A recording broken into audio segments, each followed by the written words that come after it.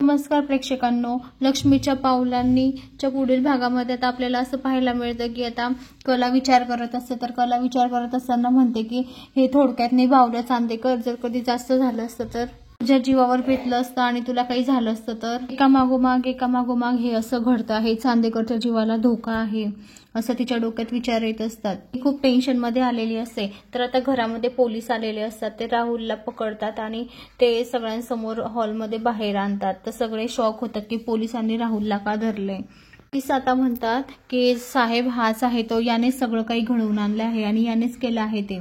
तर आता राहुल लगेच माफी मागू लागतो आणि म्हणतो की मला माफ करा, मी हे केलं नाही आहे, प्लीज मला माफ करा, अशी विनवण्या करत असतो। घरातले सगळेजण त्याला खूप काही बोलत असतात आणि त्याच्या 2-3 कानाखाली तर तेव्हाच वाजवून टाकतात।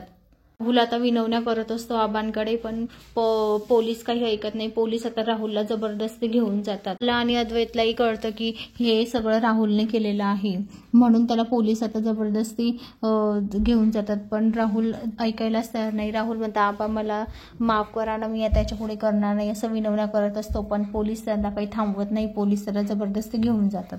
अशा मालिकेच्या नवनवीन अपडेटसाठी चॅनलला लाईक आणि सबस्क्राईब करा। धन्यवाद।